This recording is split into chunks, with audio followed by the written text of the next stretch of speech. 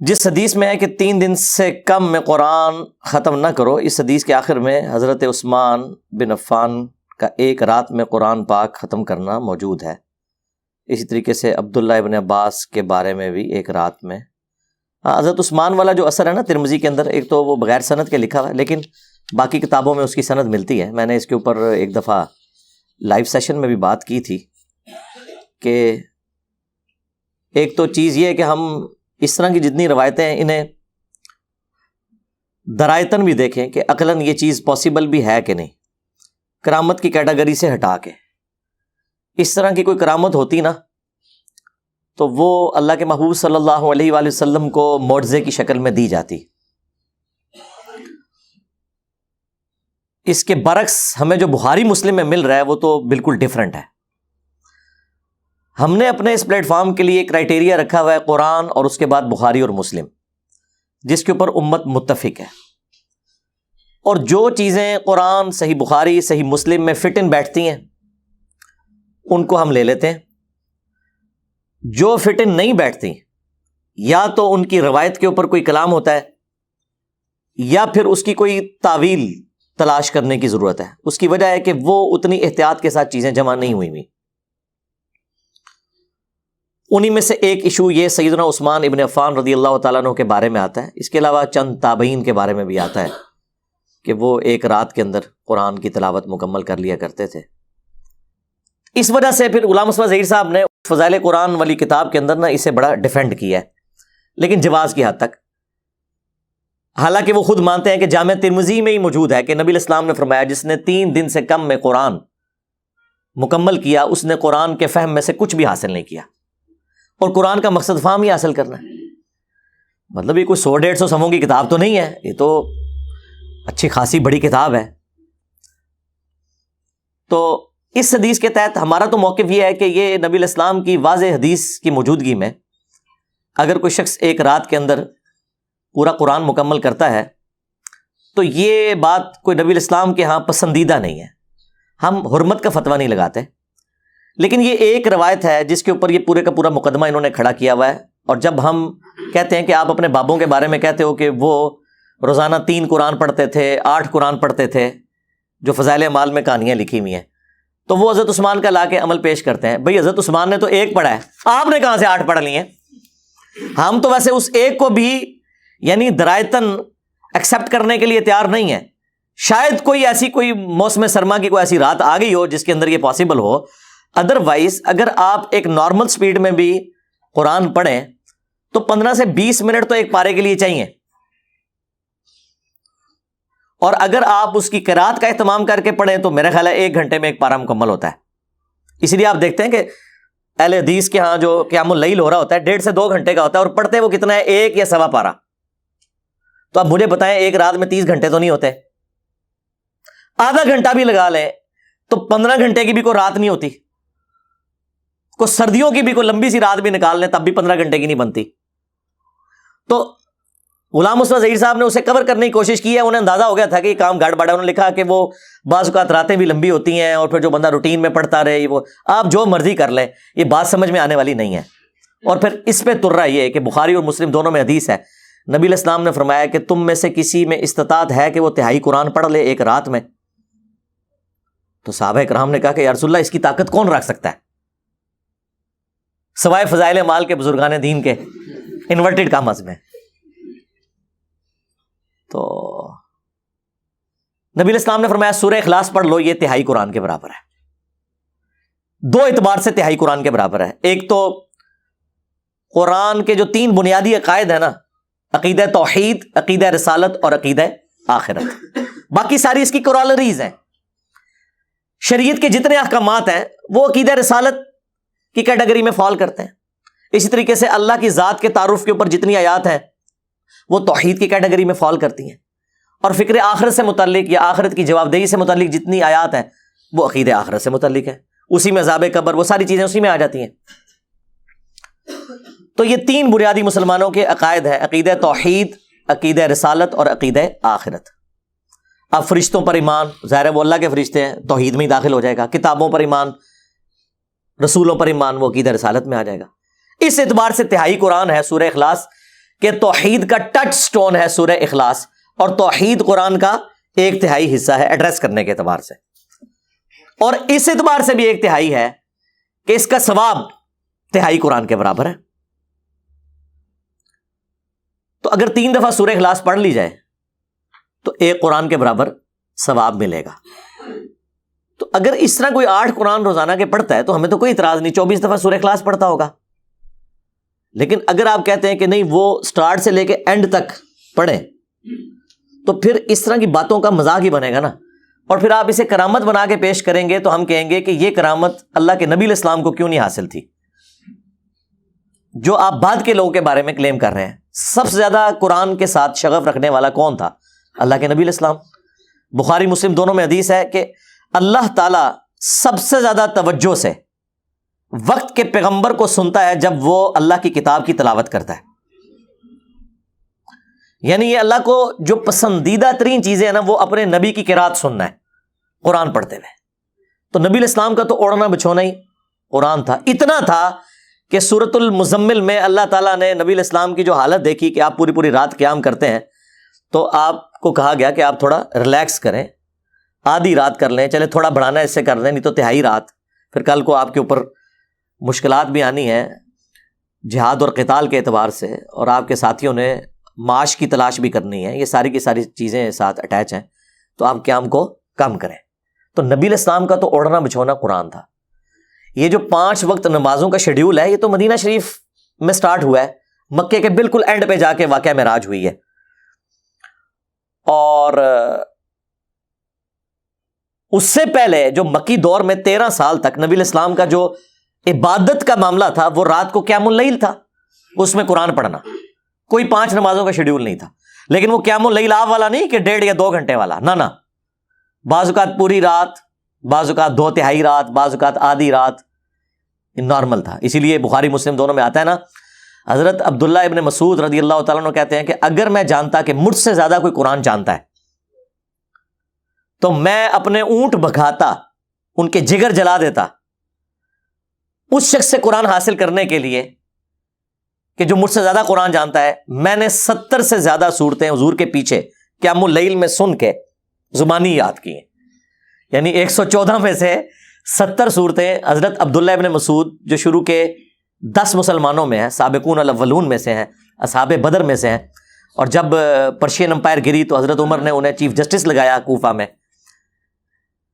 وہ کہہ رہے ہیں میں نے 70 صورتیں حضور کے پیچھے سن سن کے زبانی یاد کر لی، وہ قیام اللیل کی وجہ سے۔ عرب کی کرائمنگ تو بڑی کلاس کی تھی۔ تو اگر کوئی ایسا معاملہ ہوتا تو وہ کہتے ہیں کہ میں جاتا قرآن سیکھنے کے لیے۔ اچھا، اس میں انہوں نے جو میں جتنی کی ہے نا، کوئی فتویٰ نہیں لگتا، یہ ان کی آنر ہے۔ آج اگر عمران خان صاحب یہ کلیم کرتے ہیں کہ میں نے 92 کا ورلڈ کپ جتایا، تو اس میں آپ یہ کہیں گے کہ متکبر ہے۔ یا جہانگیر خان کہتا ہے کہ جی میں 500 سے زیادہ مقابلوں میں ان بیٹن رہا ہوں، یہ کبھی بھی کسی بھی کھیل کی ہسٹری میں نہیں ہوا کہ کوئی شخص 500 دفعہ کھیلے اور ہارے نا، ٹھیک ہے۔ تو اس میں نہیں ہے، ان کی کنٹریبیوشن ہے۔ دین کے معاملے میں بھی جن لوگوں نے کنٹریبیوٹ کیا ہے وہ اس طرح بولتے تھے۔ اس زمانے میں کوئی کسی کے اوپر فتوی نہیں لگاتا تھا کہ تم متکبر ہو گئے ہو۔ تو صحابہ کرام علیہم رضوان میں قرآن سیکھنے کا جذبہ اور شوق یہ تھا، لیکن آپ کو کہیں اس طرح نہیں ملے گا کہ وہ 3 یا 8 قرآن اور یہ سب کچھ جو کچھ یہ انہوں نے فضائل اعمال میں لکھا ہوا ہے، اور پھر حدیثیں جب موجود ہوں کہ صحابہ کرام تو اس چیز کو سمجھ رہے ہوں کہ محال ہے، اور نبی علیہ السلام فرما رہے ہوں کہ اس نے قرآن فہمی کا حق نہیں ادا کیا، اور آپ یہ کہتے ہیں جناب کہ جی 61 قرآن امام حنیفہ رحمۃ اللہ علیہ جو ہے وہ پڑھ لیتے تھے رمضان شریف میں، وہ کہتے ہیں جی 1 دن کے وقت 1 رات کے وقت، تو یہ 30 روزے ہو گئے، تو 60 قرآن اور 1 تراویحوں میں بھی۔ تو رات میں تو وہ پہلے ہی پڑھ رہے تھے، تراویح میں کون سا قرآن سن رہے تھے؟ نہیں، وہ تراویح بھی پڑھتے سن جماعت نہ، بس وہ ایک ساتھ بنایا ہوا، تو 61 قرآن انہوں نے مشہور کیا ہوا ہے، اور یہ فضائل اعمال میں لکھا ہے۔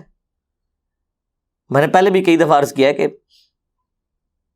جہلم میں ہی تبلیغی مرکز بھی ہے۔ ایک دفعہ میں زور کی نماز کے لیے اپنے بچوں کے ساتھ گیا وہاں نماز پڑھنے کے لیے۔ زور کی نماز وہ عموماً لیٹ پڑھتے ہیں، تو گرمیوں میں سنت ہے زور کی نماز کو لیٹ پڑھنا، تو میں کبھی کبھار وہاں جماعت کے ساتھ نماز پڑھنے، جن دنوں میں پبلکلی اس طرح جایا کرتا تھا، ان دنوں کی بات کر رہا ہوں، ظہر کے بعد وہ فضائل اعمال سے درس کا سلسلہ بھی کرتے ہیں، تعلیم جسے کہتے ہیں. تو میرے بچے چھوٹے چھوٹے، یعنی 10 سال سے کم عمر تھی دونوں کی اس وقت، تو وہ فضائل اعمال سے وہ یہی پڑھ رہے ہیں کہ جی ایک بزرگ جو ہے روزانہ 3 قرآن پڑھتے تھے، 8 قرآن پڑھتے تھے، اور یہ سب کچھ نا. اب میں یعنی وہ سن رہا تھا اور مجھے بڑی پریشانی لگی ہوئی تھی. مجھے پتا تھا کہ یہ جو کچھ میں سوچ رہا ہوں کہیں یہ بھی نہ یہ سوچ رہے ہوں، اور میرا خدشہ درست نکلا. جب واپسی پہ موٹر بائک میں نے نکالی تو میرا بیٹا مجھ سے پوچھتا ہے کہ بابا یہ کیسے ہو سکتا ہے کہ روزانہ کوئی 8 قرآن پڑھ لے.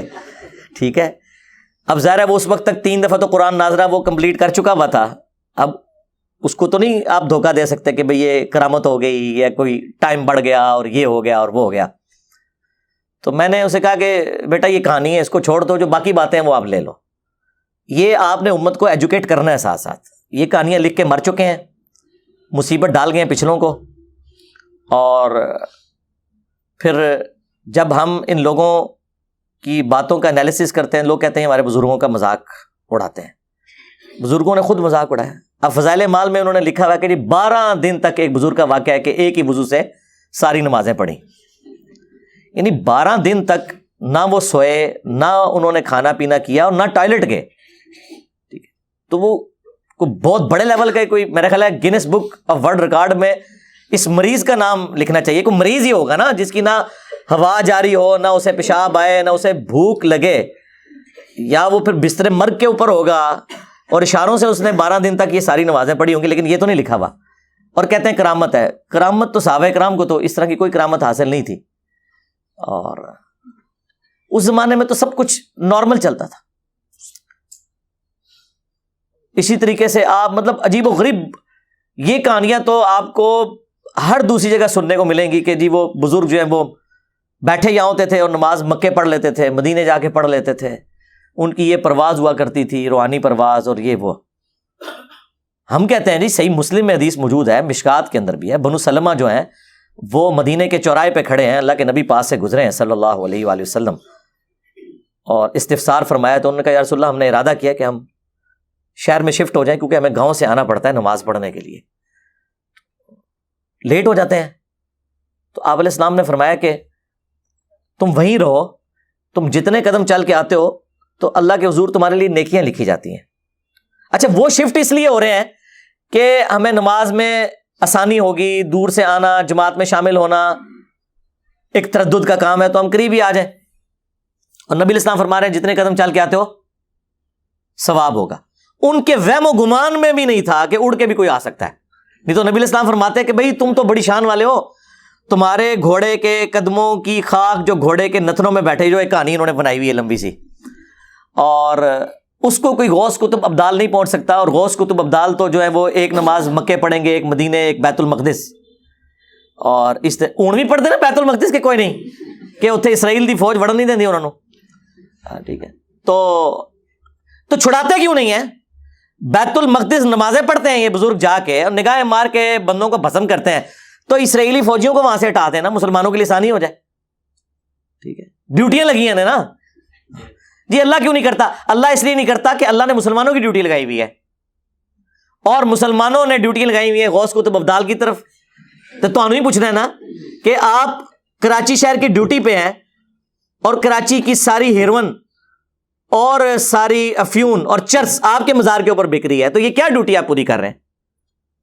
آپ جناب لاہور شہر کی ڈیوٹی آپ کے پاس ہے، آپ کو کہتے ہیں جی روحانی گورنر پنجاب، اور جتنی بے حیا عورتیں ہیں وہ اپنا ناچ گانا، اور جتنے چرسی اور پوڈری ہیں وہ آپ کے مزار پہ نظر آئے، تو سرکار آپ سے پوچھیں گے نا کہ آپ نے ڈیوٹی پوری کی ہے یا نہیں.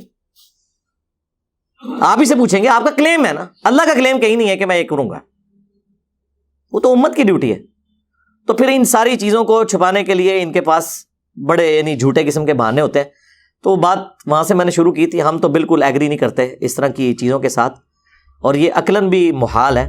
ہو سکتا ہے راوی کا وہم ہو سکتا ہے کہ کوئی ایک آدھ دفعہ کوئی ایسا معاملہ ہو گیا ہو، نہ یہ کوئی روٹین والا معاملہ پاسبل ہے، نہ ہم ان روایتوں کی بنیاد پہ ہمیں کوئی چیز مجبور کرتی ہے کہ جو چیز واضح قرآن کے اسلوب کے، بخاری اور مسلم کے اسلوب کے خلاف ہے ہم اسے ایکسیپٹ کر لیں. بالکل قطعاً نہیں. قرآن میں واضح آیا ہے طٰہ ما انزلنا علیک القرآن لتشقی، ہم نے نبی قرآن آپ پہ اس لیے نازل نہیں کیا کہ آپ مشقت میں پڑ جائیں، الا تذکرۃ لمن یخشی، یہ تو نصیحت ہے صرف اس کے لیے جو اللہ کی دھمکی سے ڈر جائے. یعنی ہاں آپ اس مصیبت میں، اس تکلیف میں اپنے آپ کو مت ڈالیں کہ لوگ حق بات قبول نہیں کر رہے، یہ تو صرف ان کے لیے نصیحت ہے جو اللہ کی دھمکی سے ڈرتے ہیں. فذکر بالقرآن من یخاف وعید، اس قرآن کے ذریعے آپ اسے ڈر سنائیں جو اللہ کی دھمکی سے ڈرے. سیذکر من یخشی ویتجنبها الاشقی، نصیحت اسے کریں جو ڈر رکھنے والا ہے اور جو بدبختی پہ اترا ہوا ہے اسے اس کے حال پہ چھوڑ دیں. یہ قرآن کا اسلوب ہے.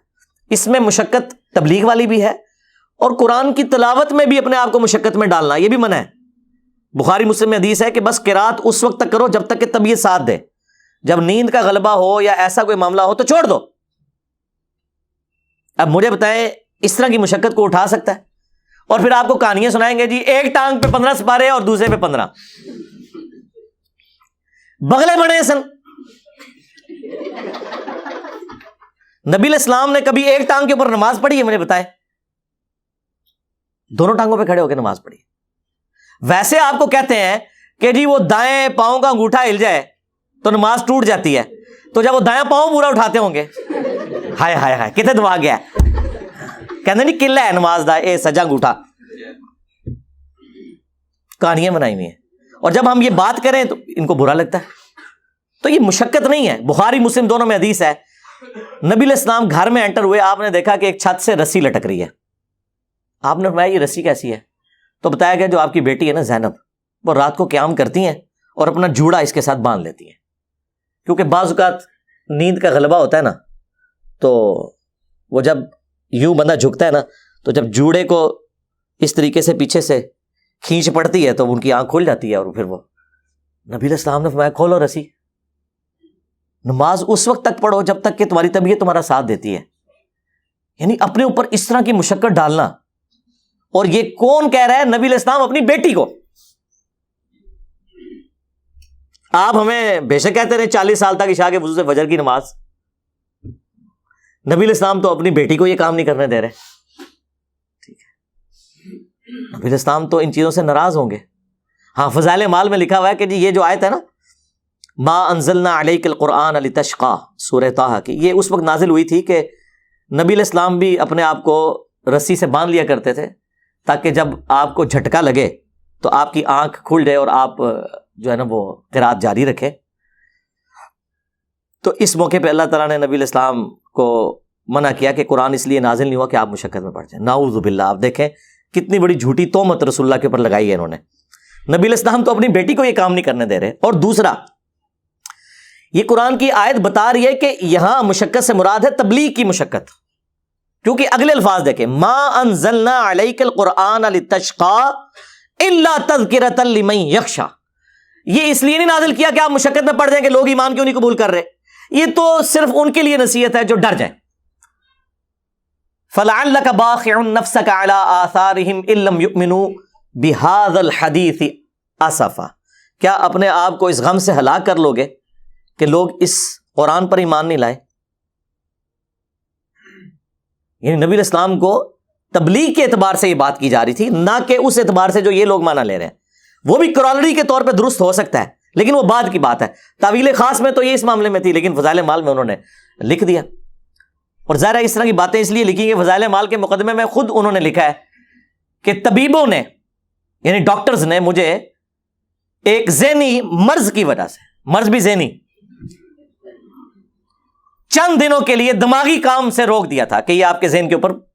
تو کہتے ہیں کہ میرے پیر صاحب جو ہیں مولانا الیاس کاندھلوی جنہوں نے تبلیغی جماعت بنائی تھی، بڑے عرصے سے انہوں نے مجھے ریکویسٹ کی ہوئی تھی کہ آپ کوئی ایک سلیبس تبلیغی جماعت کے لیے لکھ دیں. یہ جو 6 نمبر پڑھتے ہیں تو آپ ریٹن میں کر دیں تاکہ اس میں سے پڑھ کے، پہلے اس کا نام تبلیغی نصاب ہوتا تھا، فضائل اعمال، فضائل حج، فضائل درود، یہ سارے اس کے چیپٹرز تھے. تو وہ کہتے ہیں میں نے فضائل صدقات بھی ہے اس میں نے یعنی فرصت کے ان ایام کو غنیمت سمجھا اور میں نے کہا کہ اچھا آگے الفاظ ہے کہ وہ کہتے ہیں کہ اگر یہ اوراق پسند خاطر نہ بھی ہوئے یعنی جو میں لکھ رہا ہوں اگر یہ شیخ کو نہ بھی پسند آیا میرا نصاب، ویسے پسند آیا، وہ آج تک پڑھ رہے ہیں، قرآن پڑھنے کی توفیق نہیں ہوئی ہے. ہاں وَأُوحِيَ إِلَيَّ هَذَا الْقُرْآنُ لِأُنذِرَكُم بِهِ وَمَن بَلَغَ. اے نبی تم فرماؤ قرآن میں نے اس لیے وحی کیا تمہاری طرف تاکہ تم اس قرآن کے ذریعے ڈر سناؤ اور جس تک بھی یہ پہنچ جائے. آج بھی آپ رائے وینڈ چلے جائیں، قرآن کا ترجمہ نہیں رکھا ہوا انہوں نے، اپنا بھی نہیں رکھا ہوا شری تھانوی کا. جی اختلاف پیدا ہوتا ہے. میں نے جب ان کے سٹال والے سے پوچھا نا، رائے وینڈ اجتماع میں گیا، یہ بات ہے 2 نومبر 2007 کی، تو آج بھی بائی چانس نومبر کا ہی مہینہ، آج 13 نومبر 2022 ہے، تو میں کتنی پرانی بات آپ سے کر رہا ہوں. تو کہتے ہیں حضرات کہتے ہیں قرآن سے اختلاف پیدا ہوتا ہے. میں نے کہا قرآن میں تو لکھا ہوا ہے کہ یہ کتاب یہود و نصارہ کے اندر جو اختلافات ہیں ان کو بھی دور کرتی ہے، جو انہوں نے ٹیمپرڈ کتابوں کی فارم میں، اور آپ کہہ رہے ہیں اختلاف پیدا ہوتا ہے. نہیں جی وہ فرقوں کا اختلاف. تو میں نے کہا آپ احمد بریلوی کا بھی ترجمہ رکھ لیں، آپ اشرفی تھانوی کا بھی رکھ لیں، آپ جوناگڑھی کا بھی رکھ لیں، سید فرمان علی شاہ کا بھی رکھ لیں. تو زبانی پڑھنے کے اوپر زور دیا ہوا ہے. تو اس میں لکھا وہ اوراق جو ہیں وہ پسند خاطر نہ بھی ہوئے تو تب بھی میرے خالی ایام تو اس بابرکت مشغلے میں صرف ہو ہی جائیں گے. وہ کہتے ہیں چلو میرا ٹائم تو پاس ہو جائے گا، ادھر جو کچھ نہ بھی نکلیا. جو کتاب ٹائم پاس کرنے کے لیے لکھی گئی ہو، آج اس کے بارے میں مولانا تقی عثمانی صاحب بھی کہتے ہیں کہ دنیا میں قرآن کے بعد سب سے زیادہ پڑھی جانے والی کتاب ہے. یہ آنر کے طور پہ بتاتے ہیں، کہتے ہیں نہیں کوئی لمحہ ایسا نہیں گزرتا، جس طرح ہم کہتے ہیں نا کوئی لمحہ ایسا نہیں گزرتا کہ دنیا کے کسی حصے میں اذان نہ ہو رہی ہو اور اللہ کے ساتھ اس کے محبوب کا نام نہ بولا جا رہا ہو صلی اللہ علیہ وآلہ وسلم. ورفعنا لک ذکرک کے تحت اللہم صلی علی محمد وعلی آل محمد. تو وہ کہتے ہیں نہیں کوئی لمحہ ایسا نہیں گزرتا کہ دنیا کے کسی حصے میں فضائل اعمال نہ پڑھی جا رہی ہو. یہ کوئی آنر کی بات ہے؟ اس کے اندر تو یہ کچھ لکھا ہوا ہے. اور پھر پکی مور لگائی ہے انہوں نے کہا کہ جی کوئی کہیں غلطی سے بھی نہ کوئی قرآن کھول لے. انہوں نے کہا جی اس کے لیے تو 15 علوم چاہیے، اور اس میں بھی 14 علوم کے بعد ان کو خطرہ ہوا کہ کہیں 14 کوئی حاصل نہ کر لے. انہوں نے لکھا 15واں جو ہے وہ بھی ہے، یعنی گاڈ گفٹڈ، یعنی وہ اللہ ہی کسی کو دے تو دے، وہ یعنی کسبی نہیں، آپ حاصل نہیں کر سکتے. تو نہ کرنے لگا لو ہی نا، روند مارنے لگا لو ہی نا. تو وہ لکھا وہ بھی ہے 15واں. یعنی اگر آپ کہنا میں نے 14 علوم حاصل کر لیے ہیں تو وہ 15 تو آپ کا ڈینائی کر ہی دیں گے کہ یہ تو یار صرف علماء دیوبند کو مل سکتا ہے، بریلوی کہیں گے یہ صرف بریلوی علماء کو مل سکتا ہے، وابی کہیں گے صرف وابی علماء کو مل سکتا ہے، شیعہ کہیں گے صرف شیعہ علماء کو مل سکتا ہے. آپ لاکھ انہیں قرآن سے دکھائیں کہ قرآن میں اللہ تعالیٰ نے بار بار ایک صورت میں اس بات کو رپیٹ کیا ہے، وَلَقَدْ يَسَّرْنَا الْقُرْآنَ لِلذِّكْرِ فَهَلْ مِن مُدَّكِرٍ. ہم نے قرآن کو نصیحت حاصل کرنے کے لیے آسان کر دیا، تو ہے کوئی نصیحت حاصل کرنے والا؟ وہ آپ لاکھ بتائیں، آپ وہ ان کے اوپر سے گزر جائے گی، کیونکہ ظاہر ان کو ایک گیئر الٹا لگ گیا نا.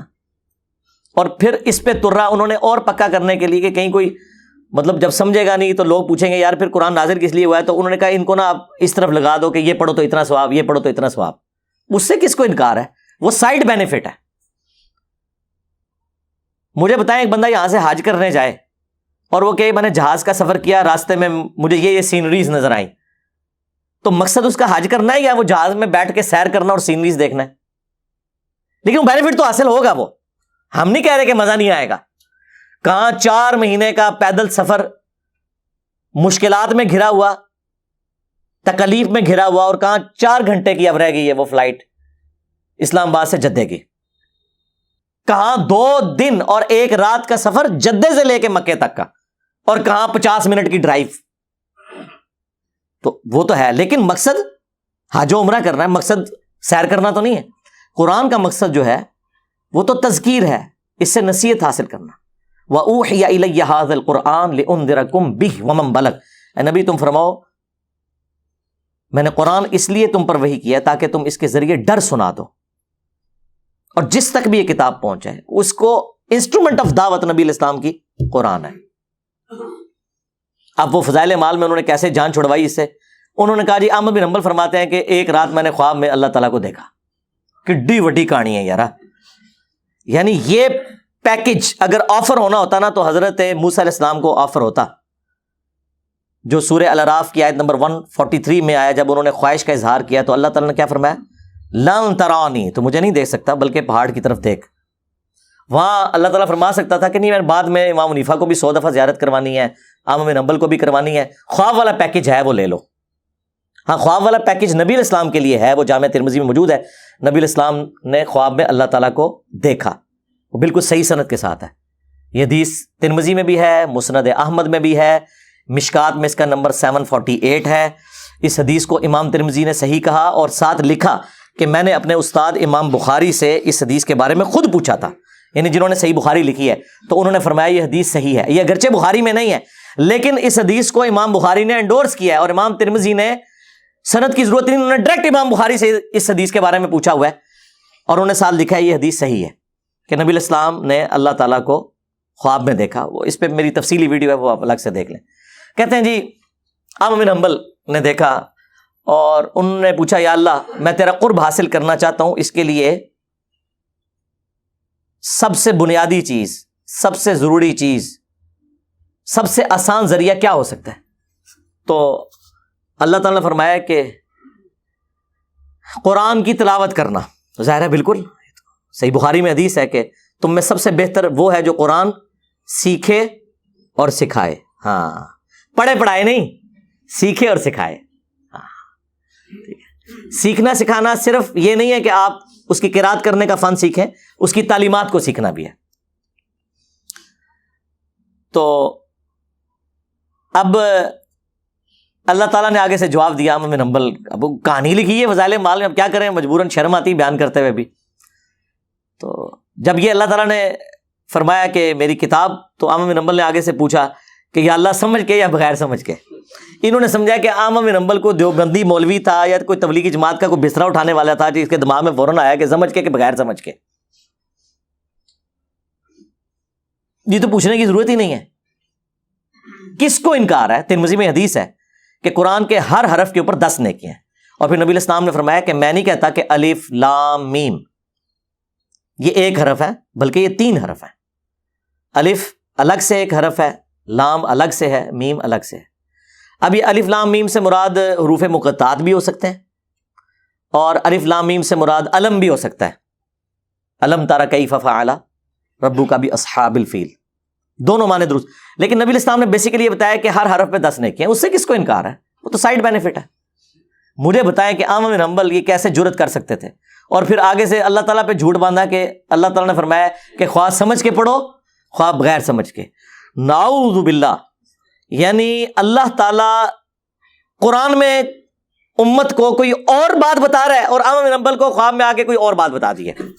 اسی تو ہم کہتے ہیں خوابوں کا دین اور ہے، کتابوں کا دین اور۔ احمد بن حنبل کو کیسے اللہ تعالیٰ خواب میں یہ کہہ سکتا تھا کہ بغیر سمجھ کے بھی پڑھو، کوئی مسئلہ نہیں ہے؟ جبکہ قرآن میں آپ کو بتاتا ہوں درجنوں آیات ہیں، لیکن اس کا ایک بڑا آپ سمجھ لیں کلائمیکس سورہ صاد میں ایک آیت ہے، بڑی ایکسٹرا آرڈنری آیت ہے، وہ آپ کو یہ فلسفہ سمجھا دے گی کہ قرآن نازل کس لیے ہوا ہے۔ آیت نمبر 29 سورہ صاد، سورت نمبر 38 آیت نمبر 29، کتاب انزلناہ الیک مبارک، یہ کتاب یعنی قرآن جو آپ کی طرف اللہ تعالیٰ نے نازل فرمائی ہے، ہماری طرف سے آپ کی طرف، یہ وہ بابرکت کتاب ہے۔ لیدبروا، یہ نازل اللہ تعالیٰ نے فرمایا میں نے اس لیے کی ہے تاکہ لوگ تدبر کریں آیات ہی، اس کی آیات پر، تلاوت نہیں صرف تدبر، غور و تفکر کریں۔ وَلِيَتَذَكَّرَ أُولُو الْأَلْبَابِ، اور نصیحت حاصل کریں اس سے جو عقل والے ہیں، یعنی جو مینٹل ہے، پاگل ہے، مجنون ہو گیا ہے، دماغ خراب ہو گیا ہے، اس کے اوپر تو شریعت کا قلم اٹھ گیا۔ جس کو اللہ نے عقل دیا ہے، جو روٹی منہ کے راستے کھاتا ہے، ویسے تو پاگل بھی منہ کے راستے ہی کھاتے ہیں، یعنی جو تھوڑا بہت اپنا دماغ استعمال کر سکتا ہے نا، قرآن میں اس کے لیے نصیحت ہے۔ انہیں جی وہ متقین کے لیے جی ہدی للمتقین۔ آپ کو کس نے یہ بات بتا دی ہے کہ متقین کا مطلب داڑھی پگڑی پیری مریدی ڈگری ہے؟ اس کا تو مطلب ہے عام بندے کے لیے ہدایت ہی نہیں ہے۔ اور پھر قرآن کی اس آیت کا کیا کریں گے؟ ہدی للناس وبینات من الہدی والفرقان شہر رمضان الذی انزل فیہ القرآن ہدی للناس وبینات من الہدی والفرقان۔ رمضان کا مہینہ وہ ہے جس میں قرآن نازل ہوا جو پوری انسانیت کے لیے ہدایت ہے، اور صرف ہدایت نہیں، ہدی للناس وبینات من الہدی، اور ہدایت کے روشن دلائل ہیں اس میں، والفرقان، اور یہ حق اور باطل میں تمیز کرنے والی کتاب ہے. صحیح بخاری میں نبی علیہ السلام کے لیے بھی آیا محمد فرق بین الناس، محمد لوگوں میں حق اور باطل کے درمیان فرق ہے صلی اللہ علیہ وآلہ وسلم. تو ہدی للمتقین کا مطلب ہے ہدایت ہے ان کے لیے جو ڈر جائیں. وہ داڑھی والا بھی ہو سکتا ہے، بغیر داڑھی والا بھی ہو سکتا ہے، نمازی بھی ہو سکتا ہے، بغیر نمازی بھی ہو سکتا ہے. جو ڈر جائے اس بات سے کہ جس اللہ نے میری مرضی کے بغیر مجھے پیدا کیا وہ میرے ساتھ کچھ بھی کر سکتا ہے اور مرنے کے بعد مجھے پیش ہونا ہے اس کے سامنے. جو بھی اس تصور سے ڈر گیا اس کے لیے قرآن میں ہدایت ہے.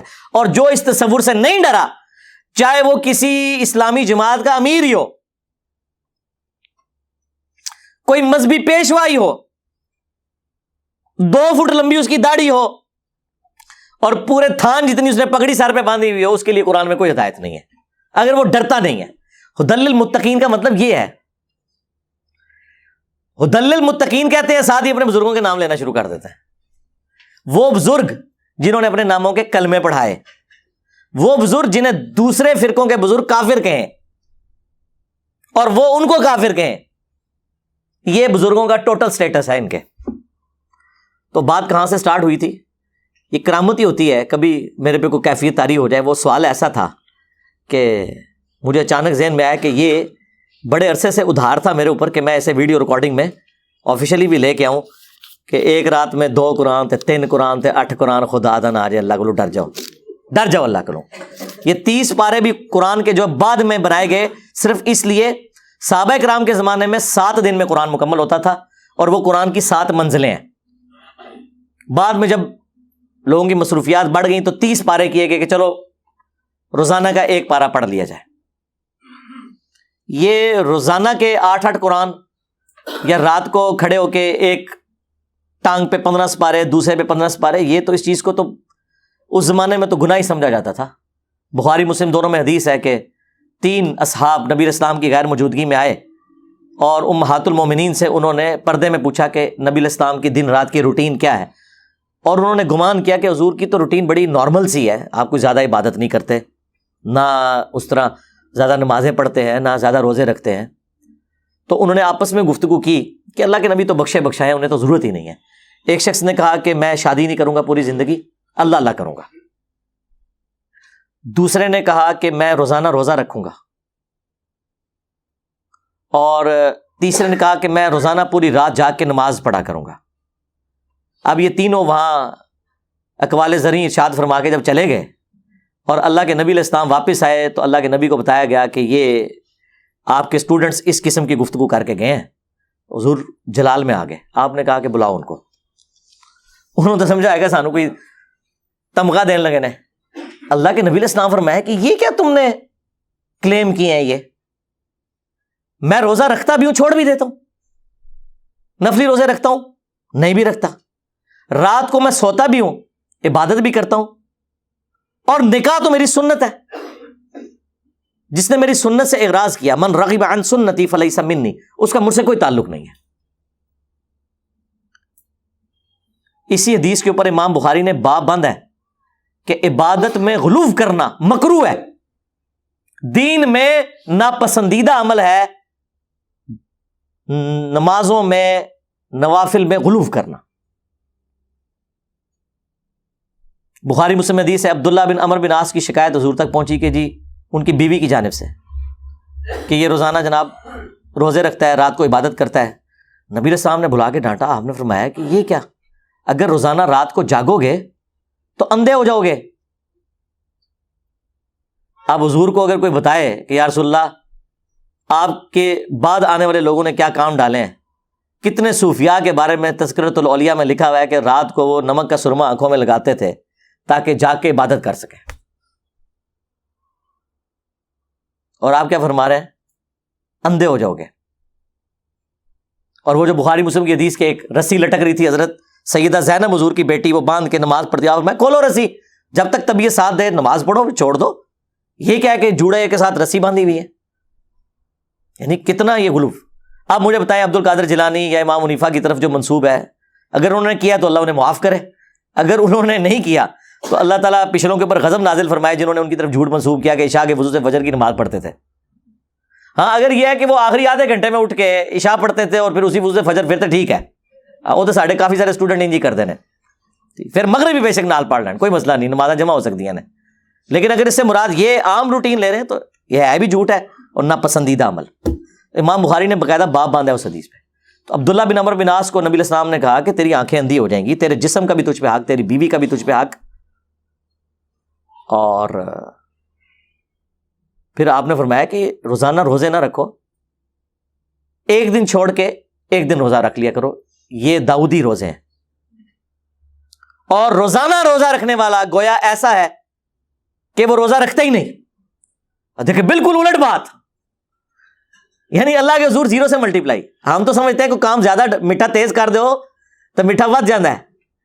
اسلام میں اگر آپ نے میٹھا تیز کیا تو وہ چیز ریجیکٹڈ ہو جائے گی، وہ بدعت ہو جائے گی، کیونکہ نبی الاسلام کے راستے سے ہٹ گئی نا۔ من احدث فی امرنا ھذا فہو رد، جس نے ہمارے دین میں کوئی چیز خود سے داخل کی وہ مردود ہے۔ اور مسلم کی وہ حدیث، یہ بخاری مسلم دونوں میں ہے، من احدث فی امرنا ھذا، اور مسلم میں تو الفاظ ہے نبی الاسلام ہر خطبے سے پہلے کہتے تھے، اور یہ الفاظ بخاری میں ابن مسعود سے بھی ہیں۔ اما بعد فان خیر الحدیث کتاب اللہ وخیر الہدی ہدی محمد صلی اللہ علیہ وآلہ وسلم وشر الامور محدثاتها وکل محدثۃ بدعہ وکل بدعۃ ضلالہ وکل ضلالۃ فی النار۔